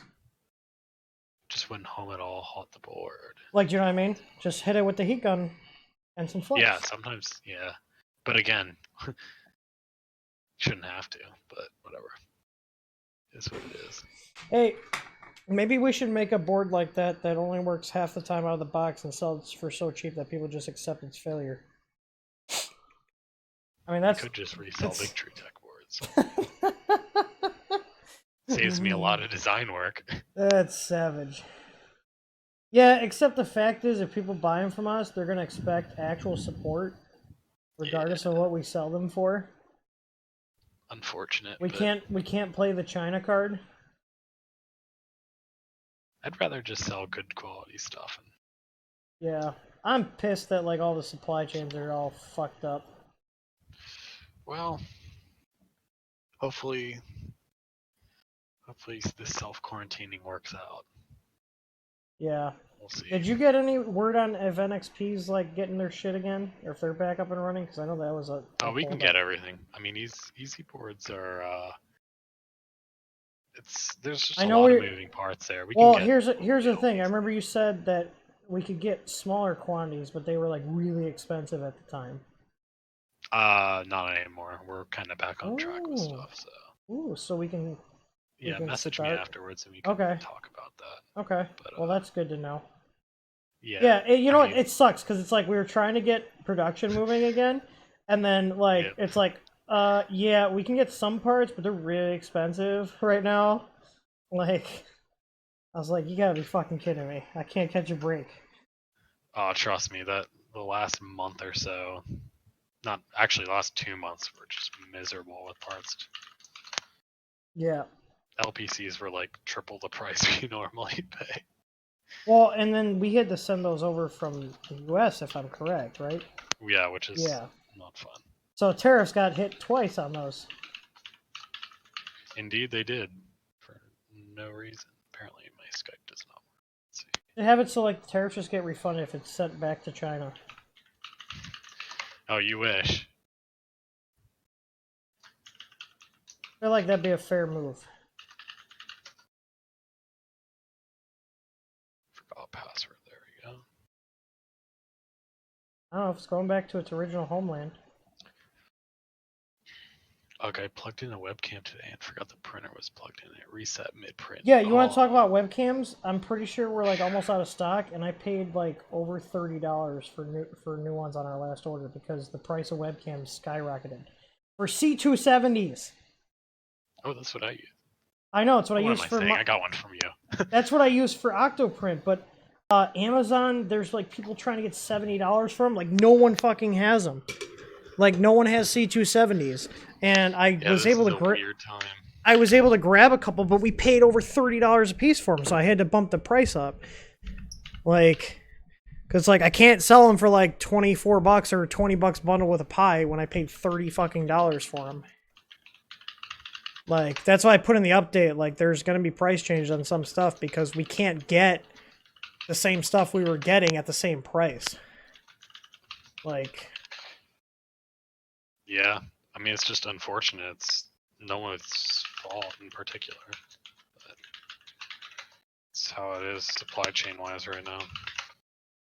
so I did get, if you guys remember, I bought this really weird filament splicer thing from AliExpress back in like I think November, and I tried using it. It's just as terrible as I thought it was going to be. Like, it was real bad. Like it's next to impossible to use. So how it works is you put the two filaments in here, okay? And then you put a lighter, or like I used the heat gun or the reflow gun, whatever you want to call it. The thing that I was just using, the hot air station, that's the word. And then you shove it through and it forms it out the other end. And it did splice it, but it took me like 7 tries to actually get it to splice. Ugh! Damn it, Tim, no yawning. I mean, I could clean up this work area here. I can put my let me put my harvested parts in my little drawer of harvested parts. Like, Tim, I'm gonna hop off, but I'll catch you later. All right, Griffin.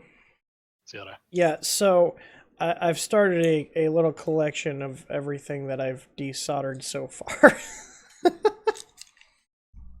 So let me clean this up, because here's the thing. I've actually got a couple of printers that are brand new in box here that I could open up and screw with. I actually have some weird Zone Star printer that what's his name? I'm blanking out here.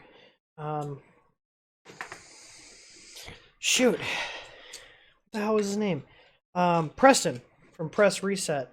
He had some printers that he was clearing thing out for like next to nothing. And I picked some up from him. Alright, so I know these Trinamics are good. And I got a Mega 2560 and an STM and some USB ports and caps. Yeah, 4-pin header. Sure, that can go in there. All right.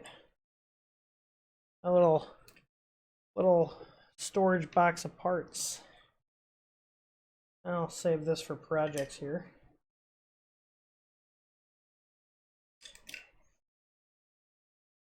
So yeah, the whole plan is just harvest down all these boards that I have that are like either useless or God, let me turn that off because apparently Skype is still loaded somehow. I will sort these out later. I'm just kind of collecting them into one location now, and then I'm going to sort them. Yeah, that's the plan.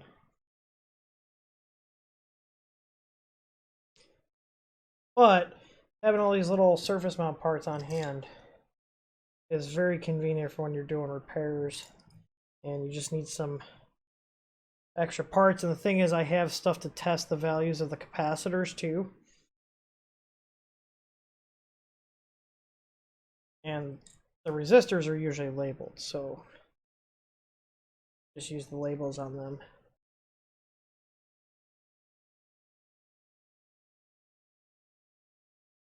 Like some of these you can literally just like press on with your finger and they come with it.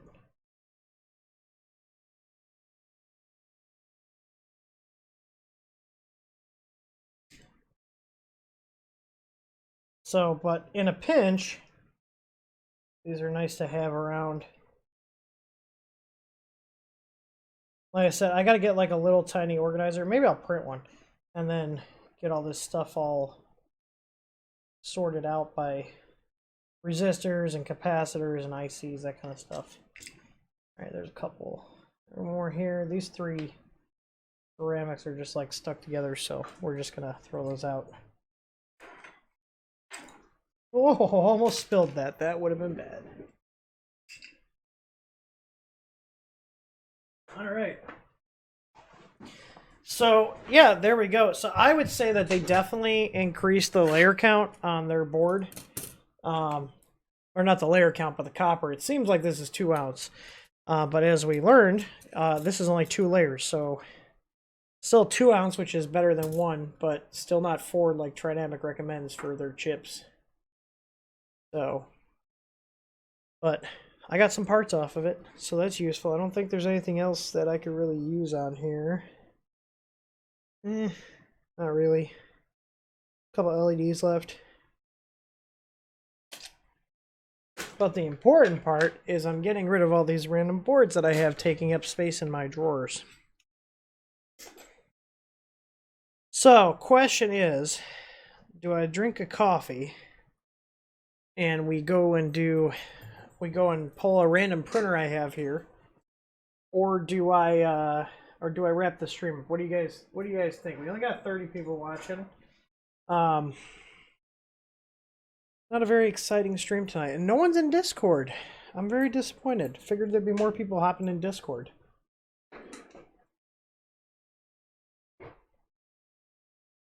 Oh, also, I have stuff that's new in the works. I had just got shipping confirmation on the samples of some Wi-Fi outlets that can run firmware that I put together based on the Tasmota. So I am moving forward with that idea of having TH3D like open source firmware Wi-Fi outlets, so people who do home automation, you could use them with that because they're going to have Tasmota right out of the box, and you can flash it with regular Tasmota or use our branch.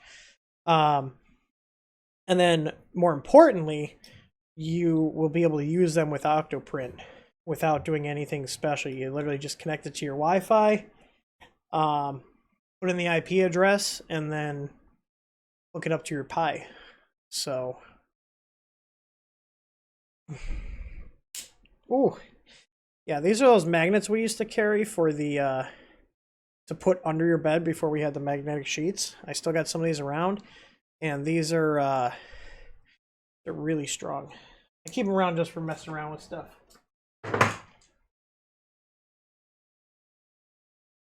Love mine hacked like you showed us. Yeah, the Wi-Fi outs. I got 2 of them sitting in my drawer. I got 2 in use here. There's one on my Ender 5 Plus.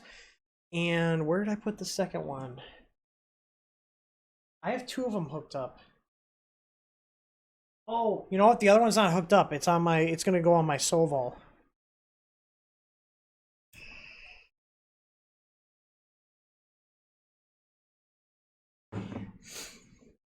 Yeah, Maker Matrix. Yeah, the resistor books. Those are neat.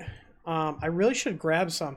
I have through hole like resistor packs of like all sorts of values, and same thing with capacitors. I do not have any surface mount. Stephen Lightspeed, where have I been? I've been trying to keep the company running and trying to get inventory for everybody so we have stuff to sell, and trying to keep track of all the stuff that's happening in the world to see what we have to do as a company and personally. It's been a shit show, to say the least. So, yeah, it's been crazy. That's why I haven't been on much. I've been kind of stuck doing business ownery stuff. That's the right word. What about this? Because it's 11, I'm already starting to crash. So, what time tomorrow would be a good time for everybody if I did a stream for a printer? So, in terms of printers, I have an Anycubic Chiron. I have an Ortor V4. It's like the box is open, but I have not started building it. I also have, not really like, it wouldn't really be like a review. I don't think it'd be really that exciting, but I got that giant Datius. Joe needs to pick a better name for it. I'm not a fan of the name, but it's a Core XY running a Duet 3.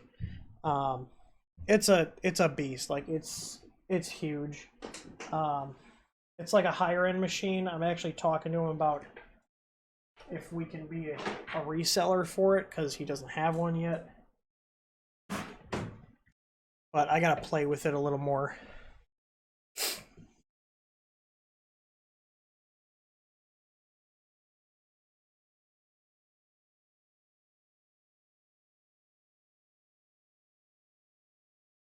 I also got my hands on another Sovol for pretty cheap, so I got another one of those coming in.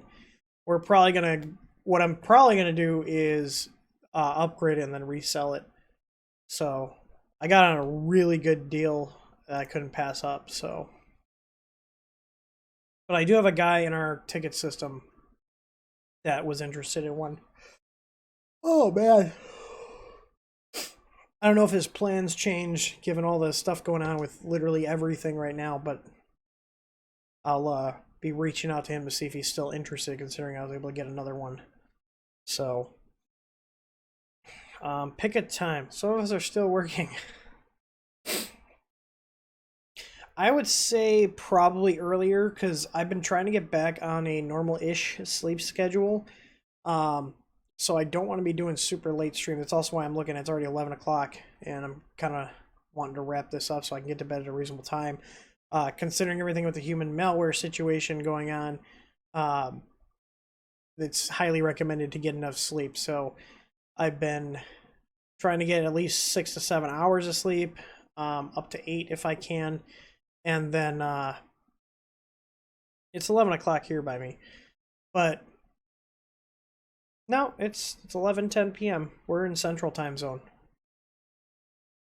So, but anyways, but things I've been doing in order to try to mitigate, like, if I do get it, is been, eating a lot healthier. I've actually been eating a lot healthier over the last 2 months now. So, and I've got some other stuff coming in for the house. I'm going to be trying to set up a little like home gym, just a very basic home gym in our basement. We've got a basement that's unfinished and it literally just holds crap.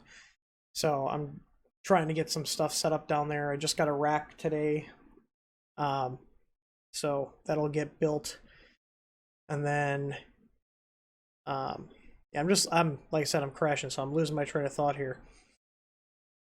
So anyways, in terms of what I'm doing, I've been trying to make sure I'm keeping up with like my supplements like multivitamin stuff. I've added vitamin C into the rotation, a time release one, because supposedly that helps your immune system. It's relatively cheap. If it does something great. If it doesn't, whatever. It's only like $20. So just trying to keep my immune system healthy, trying to get myself healthier in general, and then zinc, taking 25 milligrams of zinc twice a day. So hopefully that'll help get things strengthened, so if I do get sick, it will be shorter. So I can tell you that when I've gotten sick before, taking extra zinc does actually, in my experience, I'm not an expert, it does seem to shorten the duration. So anyways, yeah, C plus zinc is a great count. Now here's the thing with the vitamin C that I've found in my research. Again, all this stuff is just anecdotal information that a random fat guy on YouTube that runs a 3D printing company is telling you. So take it with a grain of salt. But, oh, excuse me, there's a beer coming back. Vitamin C, because if you take, let's say you take a 500 or 1,000 milligram vitamin C, and it's not a time release, it's literally just going to go right out of your system. So for vitamin C, it's actually very beneficial, according to the data I've seen and the research I've done on the interwebs, is that if you do vitamin C, you're better off spending a little extra money and getting a time release one, because then it's slowly releasing it through your system instead of it literally just getting pissed out. But zinc is always good. That Zicam stuff I've used before in the past, and it does work, but a cheaper alternative is just buy a thing of zinc. Now Foods is usually a brand I stick with, and they have I think they're 50 milligram tablets, and they can upset your stomach. Zinc can make your stomach upset. So what I do is I cut the 50 milligram tablet in half with a pill cutter, and I take 25 milligrams twice a day. So, but hopefully that will help. For the vitamin C, I'm actually taking, it's like a combo. It's vitamin B and C. It's from, I'm blanking on the name. Hang on, let me look it up. But it has 1,000 milligrams of time-release vitamin C, and it also has B vitamins and some other stuff that's supposed to help with stress, which I need desperately right now, because I'd be lying to you guys if I told you I was not stressed out right now. I am very stressed out right now. So, like, not just from everything going on, but in general, it's just piling on. Soldering, Solaray. They have a... Oh, look at, they're out of stock now. I'm glad I ordered this when I did. But Solaray, they have one called the Mega B Stress, B-Stress. And I have noticed that I do have, like, for about 5 or 6 hours after I take it, I do feel more alert and focused, if that makes sense. But what does this have in it? So I found this on accident because I was looking for a vitamin C supplement with time release, and it has 1,000 milligrams of vitamin C, which is good. But it also has, I'm probably going to say these wrong, but thiamine, which I know is good for stress, B2, B3, B6, folic acid, B12, biotin. Biotin's good for your nails and hair, which, I mean, I think I'm past some biotin helping me out with the hair department. And it's also got a couple of other stuff. So I've been taking that for about a week now, and I definitely feel a little more upbeat and alert from that. But I mainly got it for the vitamin C, but the price was so good, I was like, well, let's try to kill two birds with one stone here. So I'm only going to be taking that during all this stuff, just to try to keep my immune system on top of it, because stress can also impact your immune system. So the idea is hopefully just by having that hopefully help lower stress, and have the vitamin C, is that if I do get a infection of some sort, the human malware that's going around, hopefully I'll be able to fight it off quicker than without it. But like I said, it was inexpensive. If it works, great. If not, really no harm done. So I think it's about it. But yeah, vitamin C, time release, and zinc are really good for your immune system in general. You can go online and Google it. But those are two things that actually do help support immune system. So, but that's what I'm doing. I'm really sad because because right now I've ordered all the equipment to work out at home. I do have a gym membership, but the gyms are closed.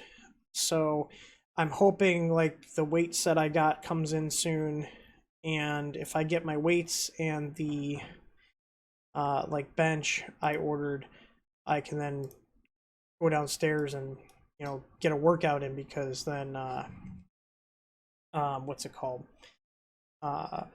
Sorry guys, I'm not on point tonight. But basically I want to get in shape, and exercise is good for boosting your immune.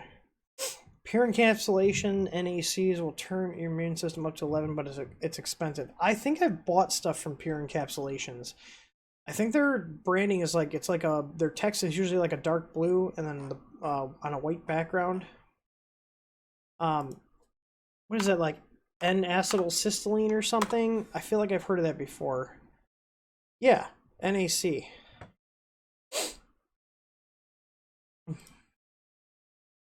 I feel like either a friend of mine has taken it or I've taken it at some point. Maybe I don't think I've taken it. I think a friend of mine took it, because I think NAC,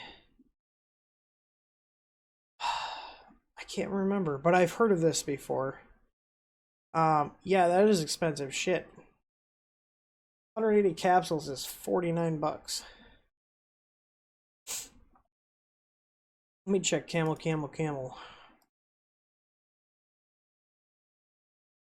I mean, their price went up a little bit, like a couple dollars, starting in February. Yeah, that wouldn't be delivered until April 6th or 7th, it's saying. But, I mean, there are other brands here. Now Foods has NAC, but they're also out of stock. I'll have to do some more research on that. I appreciate the input. Does this have... So this is actually something that Amazon sent to me accidentally instead of a thing of multimeter ends, and because it's like a supplement, they don't allow returns on it. So they're just like, you can keep it. What does this have in it? Does not have NAC in it. But this is a good pick-me-up, and it's green apple, so they said I could keep it or throw it out, and it's actually pretty good, so. That's why it's over here. I also got some G Fuel here. I doubt that has any sort of NAC. Nope. They sent it by mistake. No, legitimately, I've never bought stuff from that brand. I ordered a pair of, it was a 2-pack of like probe leads for like a multimeter, and that's what showed up.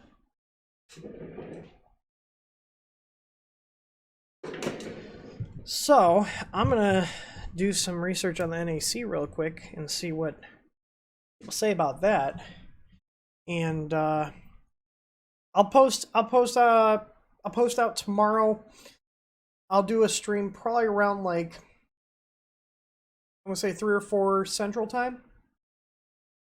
And I think the Chiron would be a good printer to do one, because I've had it here for a while. A lot of people seem to be interested, and I'm curious to see what I can get done with that machine. So with that, I'm gonna sign off here. I appreciate everybody that stopped by. I know this wasn't the most entertaining stream. I feel like I'm not on the ball here. I'm not my usual upbeat self. It's probably a combination of everything going on, and just the fact that I am actually pretty tired right now. So I'll talk to you guys later. I appreciate everybody staying, stopping in, saying hi, and stay safe out there. With everything going on, we're all pretty good at being hermits already. So just keep practicing being a hermit, and, just wait for all this to blow over. Don't freak out. It is what it is. What are we going to do? So lock yourself in your houses and play with your printers. Get some projects done. Work on your honey-do list. All right, everybody. Take it easy. I'm out.